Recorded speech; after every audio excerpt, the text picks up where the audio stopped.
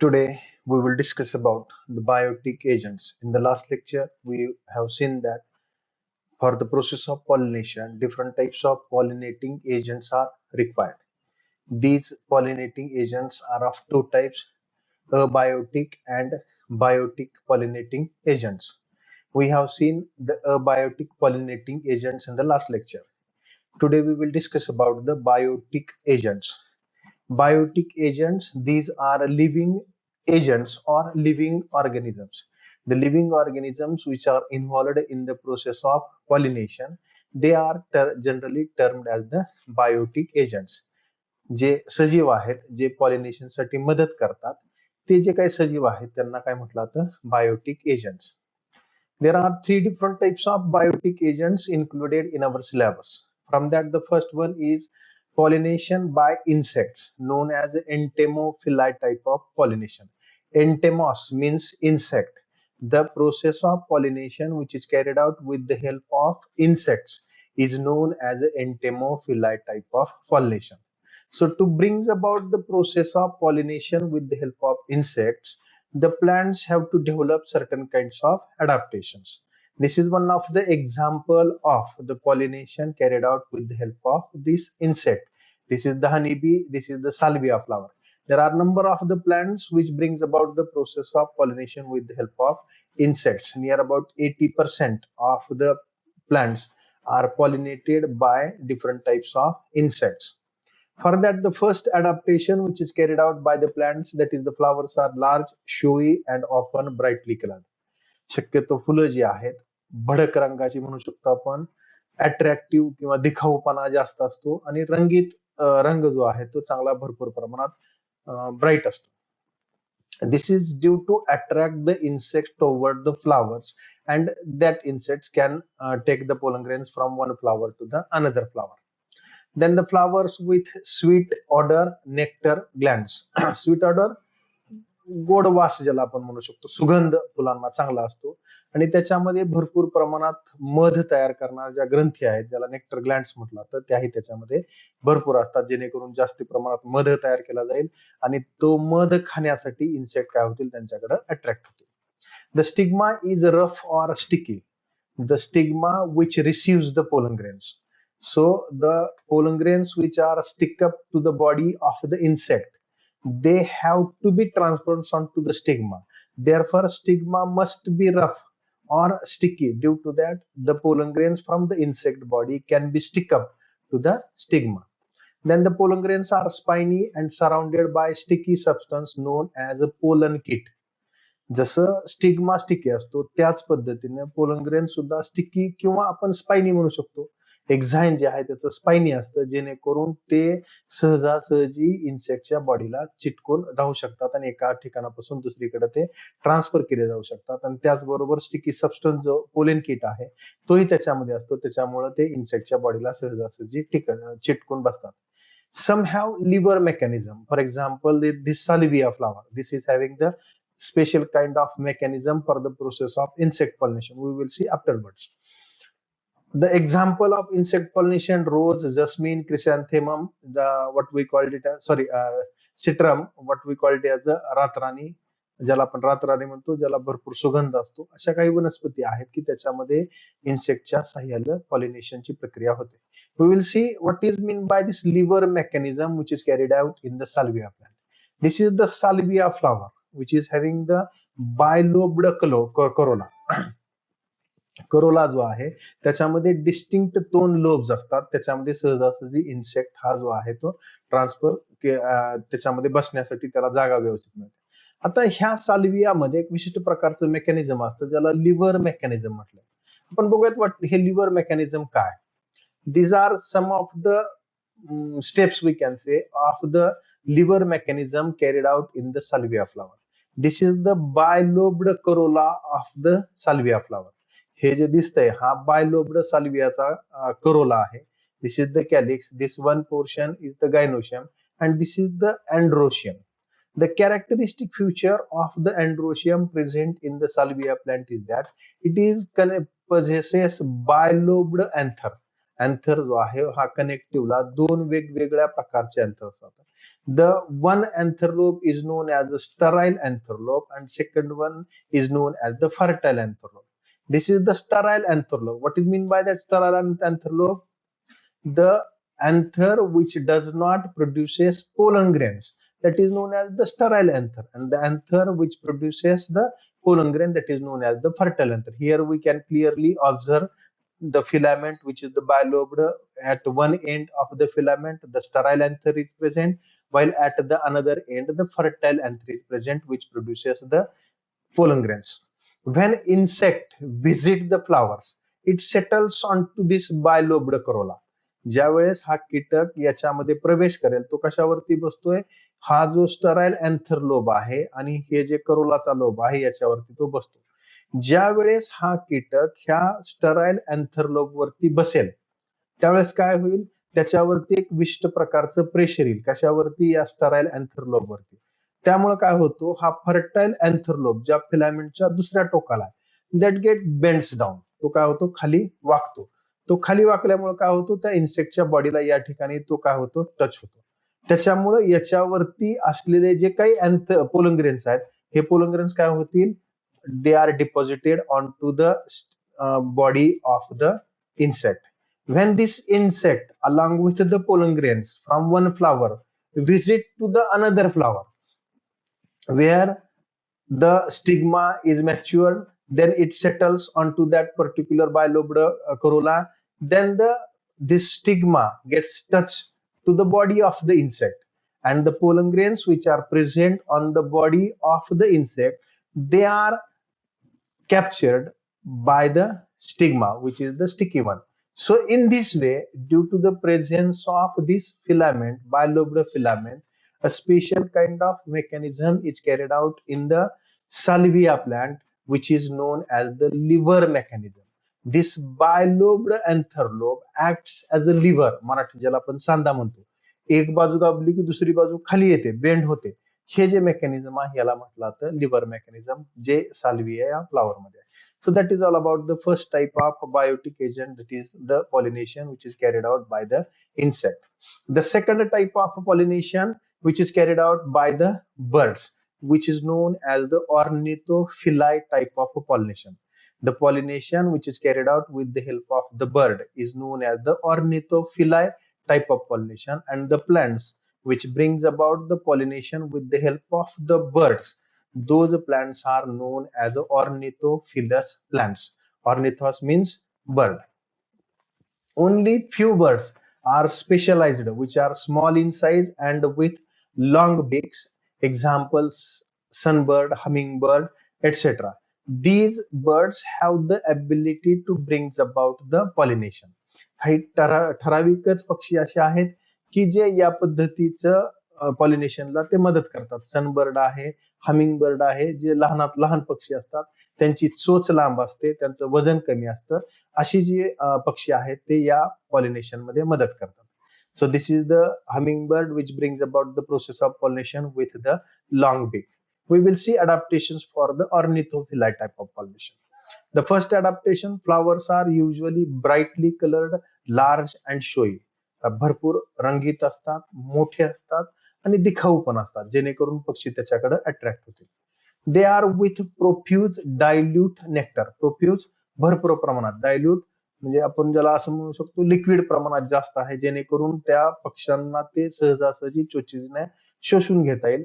त्याच्यामुळे नेक्टर जे आहे ते भरपूर प्रमाणात तयार केला जातो, जो खाण्यासाठी पक्षी त्या याच्यावरती फुलावरती व्हिजिट करू शकतील. The pollen grains are sticky and spiny. Similar to the insect, the birds pollinated flowers also produces sticky and spiny pollen grains. Due to that, they can be stick up to the beak of that specific bird, and they can transfer from one flower to the another flower. Flowers are without fragrance. This is the character we can say as a distinct characteristic feature of the ornithophili plants, that the flowers which are produced, they are without fragrance.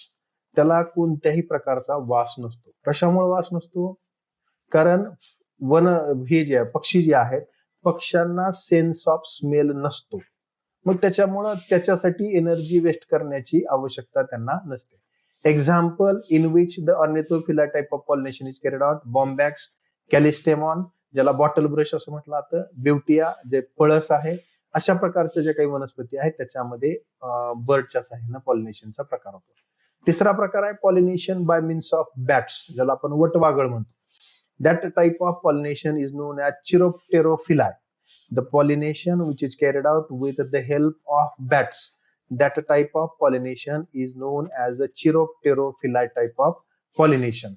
That chiropteros means bats, therefore the pollination carried out by means of bats is known as the chiropterophylla type of pollination. And the plants which brings about the pollination with the help of the bats, those plants are known as chiropterophilous plants. So different types of adaptation. These are some of the examples in which the pollination is carried out with the help of the bats. The first adaptation: flowers are dull colored with strong fragrance. विशिष्ट असा भडक रंग नसतो, फिकट रंग फुलांना असतो. आणि दुसरी गोष्ट म्हणजे स्ट्रॉंग फ्रेग्रन्स म्हणतात. मराठीत आपण असं म्हणू शकतो उग्र वास, रॉटिंग स्मेल ज्याला म्हटलो आपण, कुजण्याचा वास जो आहे तो त्या फुलांना जास्त असतो, जेणेकरून वटवागळ जे आहे त्याच्याकडे अट्रॅक्ट केले जातात. दे सिक्रेट अबंडंट नेक्टर, त्याच्यामध्ये भरपूर प्रमाणात मध असतो, तो मध पिण्यासाठी वटवागळ त्याच्याकडे अट्रॅक्ट होऊ शकतात. Flowers produces large amount of edible pollen grains. The pollen grains which are produced in these plants in which the pollination is carried out with the help of the bats, the pollen grains are also edible, खाण्यास योग्य असतात, जेणेकरून ते खाण्यासाठी पण वटवागळ त्यांच्याकडे attract होतात. Example अँथोसेफॅलस, ज्याला मराठीत कडंब ट्री म्हटलं जातं, ॲडान्सोनिया, ज्याला बाओबॅब ट्री म्हटलं जातं, हे जे आहे ते ॲडान्सोडियाचं प्लांट आहे. कायजेलिया, सौसेग ट्री जी आहे, असे काही वनस्पती आहेत. तर या वनस्पतींचं दुसरं वैशिष्ट्य असं आहे, these plants are nocturnal plants. So what is mean by nocturnal plants? The plants which produces flowers at the time of night time, those we can say as a nocturnal. Similarly, the bat is the nocturnal animal. तो अंधारामध्ये बाहेर पडतो. मग अंधारामध्ये बाहेर पडल्यानंतर ना त्याला उमललेली फुलं कुठं पाहिजेत? अंधारातच पाहिजेत. आपल्या रेग्युलर झाडाची फुलं जी आहेत ते दिवसा उमलतात, रात्री कोमेजतात. परंतु ज्या वनस्पतीमध्ये वटवागळाच्या साह्यानं पॉलिनेशन होतं त्याच्यामध्ये मात्र फुलं जी आहेत ते रात्री त्या ठिकाणी उमललेली आपल्याला दिसून येतात. So that is different types of adaptation carried out in the pollination carried out by the bats. Here we have completed the part process of pollination and the different types of pollinating agents. Now the next point is known as outbreeding devices. We have seen that there are two different types of pollination: self-pollination and the cross-pollination. To get improved varieties of the plants, the plant must be pollinated by means of cross-pollination, because there is a mixing of characters can be takes place due to the cross pollination. If continuous self pollination is there, that cannot have the ability to produce some advanced characters. त्यांच्यातल्या त्यांच्यातच परागणाची प्रक्रिया होत असल्यामुळे तेच character पुढे जाणार आहे, त्याच्यामध्ये बदल होणार नाही. परंतु जर आपल्याला वनस्पतीमध्ये काही बदल करायचा असेल तर जास्त कुठलं असलं पाहिजे? क्रॉस पॉलिनेशन असेल. त्याच्यामुळे काय म्हटलं इथं, mechanism to promote cross pollination and prevent self pollination. अशी प्रक्रिया की ज्याच्यामध्ये सेल्फ पॉलिनेशन टाळलं जाईल आणि क्रॉस पॉलिनेशन घडवून आणलं जाईल, ती जी प्रोसेस आहे त्याला काय म्हणणार आपण? Outbreeding devices or contrivances or for the process of cross pollination. These are some of the outbreeding devices which helps to brings about the cross pollination and avoid the self pollination. The first one is the unisexuality. The second one is the dichogamy, which possesses again two types: protantry and protogamy. Then the preopotency, heterostyly, heterogamy, and the last one is the self-sterility. So these are the four different types of the method by means of which cross pollination is facilitated and self pollination is avoided. That is known as the outbreeding devices. We will see one by one the different types of outbreeding devices. The first one is the unisexuality. Unisexuality, the flowers are unisexual. Male and female flowers are different. That is known as the unisexuality. Normally, Generally, the plants produces bisexual flower, that is both the sex organ, male as well as female sex organ present in the same flower, then that is called as the bisexual flower. But when either male or female sex organ is present, then that flower is called as the unisexual flower. On the basis of unisexuality of the flower, there are two different types of plants are present. One is called as the monoecious plant. That is, both male as well as female flowers are present on the same plant. आता इथं वैशिष्ट्य काय? For example मेज, मेज म्हणजे मका. मक्यामध्ये दोन वेगवेगळ्या प्रकारची फुलं असतात. मेल फ्लावर वेगळं असतं, फिमेल फ्लावर वेगळं असतं. मेल फ्लावरचा इन्फ्लोरसन्स वेगळा असतो, फिमेल फ्लावरचा इन्फ्लोरसन्स वेगळा असतो. परंतु वैशिष्ट्य काय आहे त्याच्यामध्ये? दोन्ही प्रकारची फुलं मेल आणि फिमेल दोन्ही कुठं असतात? एकाच झाडावरती असतात. ज्या वेळेस दोन वेगवेगळ्या प्रकारची फुलं मेल आणि फिमेल फ्लावर वेगळी असतात, परंतु ती एकाच झाडावरती असतात, त्यावेळेस त्याला म्हटलं जातं मोनोशियस. एक्झाम्पल मेज. दुसरा प्रकार आहे dioecious. Di means two. Two different types of plants are present to produce two different types of flower. Male plant produces male flower, female plant produces female flower. म्हणून इथे आपण काय म्हणले? Dioecious means male flowers and female flowers are present on different plants. The flowers are unisexual, but they are present on different plants. On male plant, only male flowers are present, while on female plant, only female flowers are present. This type of condition is known as the dioecious. Example, mulberry किंवा papaya. पपईची जर बाग बघितली आपण, पूर्ण बागेमध्ये एक झाड असं असतं की त्याला पपईच येत नाही. त्याचं कारण काय? की त्या ठिकाणी त्या पूर्ण बागेमध्ये एकच कुठलं प्लांट आहे? मेल प्लांट आहे, की ज्याच्यामध्ये फक्त मेल फ्लावर्स येतात. तिथून पोलंग्रेन बाकीच्या सगळ्या याच्यावरती ट्रान्सफर केलं जातं आणि क्रॉस पॉलिनेशन. ह्या दोन्ही गोष्टीमुळे युनिसेक्शुअलिटी, मग ते मोनोशियस असू द्या किंवा डायोशियस असेल, सेल्फ पॉलिनेशनचा विषय येतो का तिथं? येतच नाही, कारण फ्लावर युनिसेक्शुअल आहे. त्याच फुलातले परागकण त्याच फुलावरती पडण्याचा विषयच नाही, कारण स्टिग्माच नाही तिथं. म्हणून unisexuality is the first we can say as a type which avoids the self pollination and brings about the process of cross pollination. Second type, that is known as a dichogamy. Di means two different types of gametes. The opening of different types of the gametes, anthers and stigma, mature at different times in bisexual flower is known as the dichogamy. गॅमिट्स दोन वेगळे आहेत, mail gamete आहे, female gamete आहे, परंतु इथं bisexual flower आहे. मग आता इथं काय होतं? जे दोन वेगवेगळ्या प्रकारचे ऑर्गन्स आहेत, गॅमेटोफाइट्स आहेत, मग ते अँड्रोशियम असेल आणि गायनोशियम असेल, याची मॅच्युरिटी वेगवेगळी असते. मग त्याच्यातलं कोणतं अगोदर मॅच्युअर होतं आणि कोणतं नंतर मॅच्युअर होतं, याच्यावरून दोन प्रकार पडले. पहिला आहे प्रोटॅन्ड्री. इथं काय म्हटलं आपण? Androecium matures earlier. कुणाच्या earlier? Before the gynoecium. Then that condition is known as the protandry. Pro means primitive, first. Andry means androecium. The androecium mature first. Therefore, this is known as the protandry. अगोदर androecium mature होईल, पोलंग्रेन release होतील. मग त्यावेळेस त्या ठिकाणी gynoecium mature नसणार आहे, immature असणार आहे. मग त्यामुळं ते जे मॅच्युअर झालेले पोलंग्रेन आहे कुठंतरी दुसऱ्या झाडावरतीच घेऊन जायला लागतील, नाहीतर त्याची व्हायबिलिटी संपून जाईल. म्हणून तिथं काय होणार आहे? Cross pollination. एक्झाम्पल आहे sunflower. Protogyny, the gynoecium matures first before androecium, that is known as the protogyny. त्याच्या उलटी कंडिशन, अगोदर गायनोशियम मॅच्युअर होईल आणि त्यानंतर ना अँड्रोशियम मॅच्युअर होईल. Example gloriosa. The next type of is known as the preopotency. Preopotency, pollen grains of other flowers germinate rapidly than the same flower. आता condition कशी आहे इथं? बायसेक्शुअल फ्लावर आहे, समजा दोन्ही एका ठिकाणी मॅच्युअर झाले, परंतु त्या ठिकाणी स्टिग्मावरती पडलेल्या दुसऱ्या फुलाचे पोलन ग्रेन अगोदर जर्मिनेट होतात. म्हणून इथं काय म्हणे?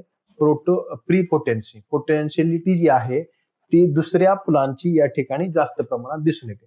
Pollen grains of other flower germinate rapidly than the same flower. स्वतःच्या फुलापेक्षा दुसऱ्यातल्या फुलाचे पोलन ग्रेन अगोदर जर्मिनेट होतात. याच्यामध्ये दोन कंडिशन आहेत. आता हे होण्यासाठी heterostyly, hetero means different, styly means style जी आहे ती वेगवेगळी असते. In some plants like primula, ज्याला आपण मराठीत प्राइम रोज म्हणतो, there are 2 or 3 forms or types of flowers in which stigmas and anthers placed at different levels. म्हणजे फुलामध्ये जी जागा आहे अँड्रोशियम आणि गायनोशियमची, त्यांची लेवल वेगवेगळी असू शकते. एखाद्या फुलामध्ये अँड्रोशियम वरच्या बाजूला असू शकतो, गायनोशियम खालच्या बाजूला असू शकतो. तर याची उलटी पण कंडिशन असू शकते, गायनोशियम वरती असू शकतो, अँड्रोशियम खाली असू शकतो. अशा पद्धतीची जी कंडिशन आहे त्याला काय म्हटलं जातं, हेट्रोस्टायली, जे प्राईम रोज मध्ये असतं. आता दोन वेगवेगळ्या लेवलला आहेत म्हणल्यानंतर काय होणार आहे, पॉलिनेशनची प्रक्रिया वेगवेगळी होणार आहे. एका लेवलला असतील तर पॉलिनेशन सेल्फ होईल, परंतु वेगवेगळ्या लेवल, गायनोशियम वरती आणि अँड्रोशियम खाली आहे. मग इथले पोलंग्रेन इथल्या वरच्या गायनोशियमला जाणार आहेत का, नाही जाणार. त्याच्यामुळे त्या ठिकाणी काय होतं, cross pollination. This prevent the pollen to reach the stigma. स्टिग्मावरती पोचण्याचं जी ताकद आहे ती त्या ठिकाणी कमी होते, ज्याला काय म्हटलं जातं, प्रिपोटेन्सी. दुसरा प्रकार आहे याच्यामध्ये प्रिपोटेन्सी हेट्रोमॉर्फिक. मॉर्फिक म्हणजे morphological character, heteros mean different. In heteromorphic pollen grains pollinate stigma at the same level. एकाच लेवलला असतील तर त्या ठिकाणी ते होऊ शकतात, परंतु मॉर्फॉलॉजिकली डिफरंट असल्यामुळे त्याही ठिकाणी काय होतं, सेल्फ पॉलिनेशनची प्रक्रिया अवॉइड केली जाते आणि क्रॉस पॉलिनेशन होतं. त्यानंतर herkogamy, natural physical barriers is present between two sex organ. दोन सेक्स ऑर्गन्स आहेत, अँड्रोशियम आणि गायनोशियम. याच्यामध्ये काहीतरी एक अडथळा निर्माण करायचा. तो अडथळा निर्माण केल्यामुळे याच्यातले पोलंग्रेन स्टिग्मावरती पडणार नाहीत. एक्झाम्पल केलॅट्रॉपिस जी आहे, pentangular stigma is positioned above the level of the anthers. इथं मी मगाशी म्हटल्यासारखं स्टिग्मा कुठं आहे, वरती आहे, आणि अँड्रोशियम कुठं आहे, खाली आहे. मग हा वरती असलेल्या स्टिग्मावरती हे पोलंग्रेन जाणार आहेत का, नाही जाऊ शकत. त्याच्यामुळे त्याच्यामध्ये क्रॉस पॉलिनेशन घडवून आणलं जाऊ शकतं. Then the last one is the self incompatibility or self sterility. याचा अर्थ काय होतं, the pollen grains on the stigma of the same flower is inhibited. Suppose the flower is bisexual, androecium and gynoecium mature at the same time, but when the pollen grains of the anther of the same flower are deposited to the stigma of the same flower, then that pollen grains fails to the germinate on the stigma of the same flower. That condition is known as self incompatibility or self sterility. त्याच फुलातले परागकण त्याच स्टिग्मावरती जर पडले तर ते germinate होऊ शकत नाहीत. अशी जी कंडिशन आहे त्याला म्हटलं जातं सेल्फ इनकॉम्पॅटेबिलिटी. एक्झाम्पल आहे टोबॅको किंवा थिया, या पद्धतीच्या ज्या वनस्पती आहेत त्याच्यामध्ये या पद्धतीचं प्रोसेस होऊ शकते. Last type regarding that process, pollen pistil interaction. कशाला म्हटलंय pollen pistil interaction? All the events from the deposition of the pollen grains onto the stigma to the entry of the pollen tube in ovule is referred as a pollen pistil interaction. ज्या वेळेस pollen grain स्टिग्मावरती पडतील आणि त्यानंतर pollen grain germination होऊन pollen tube enter कुठे होणार आहे, ovule मध्ये, आणि त्या ठिकाणी मेल गॅमेट्स रिलीज करतील, इथपर्यंतच्या सगळ्या ज्या प्रोसेसेस आहेत त्या प्रोसेसेसला काय म्हटलं जातं, पोलन पिस्टिल इंटरॅक्शन. याच्यामध्ये it is the interaction of the pollen grains with the stigma. ज्यावेळेस सक्सेसिव्ह पॉलिनेशन होईल, पोलन ग्रेन स्टिग्मावरती पडेल, त्यावेळेस स्टिग्मा आणि पोलन ग्रेन याच्यामध्ये जे काही इंटरॅक्शन होतील त्याला काय म्हणणार आहे आपण, pollen pistil interaction. It begins with the pollination and ends with the fertilisation. Successive pollination झाल्यानंतर ते चालू होईल आणि सक्सेसिव्ह फर्टिलायझेशन झाल्यानंतर ती प्रक्रिया कम्प्लीट होईल. A physiological mechanism operates to ensure that only interspecific pollen germinate successfully. म्हणजे त्यातल्या त्याच स्पेसीज मधले पोलन ग्रेन त्या ठिकाणी सक्सेसफुली जर्मिनेट होतील. It plays important role in sexual reproduction and seed formation. Sucrose induces pollen germination and tube growth in vitro. आता ज्या वेळेस पोलन ग्रेन स्टिग्मावरती पडतील, आपण काय म्हटलं होतं, stigma secrete certain kinds of sugary substance. That sugary substance is the sucrose. This sucrose induces the germination of the pollen grain. जे आपण डेव्हलपमेंट ऑफ मेल गॅमेटोफाइटच्या वेळेस बघितलं होतं. पोलन ग्रेन स्टिग्मावरती पडेल, जो स्टिग्मावरती सुक्रोज आहे तो ऍब्सॉर्ब केला जाईल, त्याच्यामुळे पोलन ग्रेनचं कंटेंट काय होईल, वाढेल. इंटाइन वरती ताण होईल, इंटाइन बाहेर येईल पोलन ट्यूबच्या माह्यातून, ज्याला आपण काय म्हणतो, पोलन जर्मिनेशन. ते नंतर तिची पुढची डेव्हलपमेंट जी आहे ती पोलन ट्यूबच्या आत होते, म्हणून त्याला काय म्हटलं जातं, in vitro growth of the that male गॅमेटोफाइट.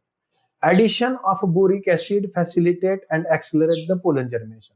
जर समजा आर्टिफिशियली आपल्याला पोलन जर्मिनेशनची प्रक्रिया वाढवायची असेल तर त्याच्यामुळे जर बोरिक ऍसिड जर टाकलं तर पोलन जर्मिनेशन हे जास्त प्रमाणात लवकर होईल. ह्या लक्षात असू द्या, boric acid facilitate or accelerate the pollen germination. नंतर ना artificial hybridization is one of the method of induction of or introduction of certain kinds of desired character. Only the desired pollen grains are handed, pollinated and used for the process of fertilization. ज्यावेळेस hybridisation experiment होत असतात त्यावेळेस कृत्रिमरित्या एका फुलातले परागकण दुसऱ्या फुलातल्या स्टिग्मावरती त्या ठिकाणी टाकले जातात. त्याच्यासाठी इमॅस्क्युलेशन आणि बॅगिंगची जी प्रक्रिया आहे ती त्या ठिकाणी केली जाते. Emasculation removal of the anthers before the anthesis that is known as the emasculation. आपल्याला पुढे एक टॉपिक आहे त्याच्यामध्ये इमॅस्क्युलेशन अँड बॅगिंग जे आहे ते आपण त्या ठिकाणी डिटेलमध्ये डिस्कस करू. So this is all about the process of pollination, different types of pollinating agents and the pollen pistil interactions. In the next lecture, we will see the process of fertilization.